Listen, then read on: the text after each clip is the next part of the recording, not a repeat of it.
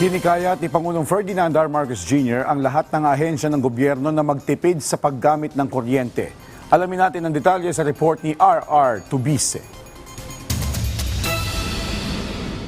Mas higpitan ang pagtitipid ng kuryente. Ngayong papasok na ang tag-init. Yan ang paalala ni Pangulong Ferdinand Marcos Jr. at ng Interagency Energy Efficiency and Conservation Committee para sa lahat ng ahensya ng gobyerno at mga Pilipino. Inaatasan ang mga opisina ng gobyerno na magpatupad ng energy conservation measures para masigurong sapat ang supply ng kuryente at langis. Kanya-kanya ring paraan ng ating mga kababayan para makatipid sa kuryente at gasolina.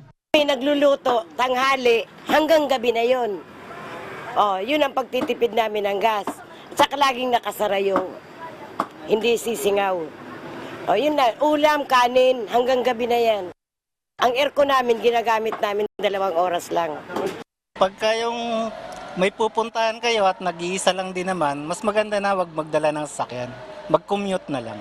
Sa init ng panahon, di naman pwedeng lagi sa loob. Wala talagang tigil yung electric dito makatipid ng kuryente. Gaya nila, hinihikayat din ang mga ahensya ng gobyerno na magtipid sa pamamagitan ng pag-activate ng sleep settings sa mga gamit sa opisina at pag-set ng aircon units na hindi bababa sa 24 degrees Celsius. Pinapaalalahanan din ang mga tanggapan na panatilihing sarado ang mga pinto ng mga air-conditioned na lugar para mapanatiling sapat ang temperatura. Inirerekomenda rin ang flexible work arrangements o pagpapatupad ng 8 oras na office hours kung kinakailangan. Kasama rin sa mga suwestyon ang pagpatay ng ilaw at mga computer tuwing lunch break at pagkatapos ng office hours. Hinihikayat din ang mga tanggapan na gumamit ng LED lighting, inverter-type air conditioning at iba pang appliances na mababa lang ang konsumo ng kuryente. Maaari ring gumamit nila ng renewable energy sources gaya ng solar power. Mailan pang payo ang ating mga kababayan para makatipid sa kuryente at gas.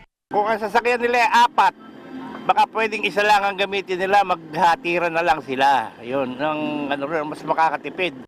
May ibang hindi kailangan, huwag mo nang bilhin para makatipid lang.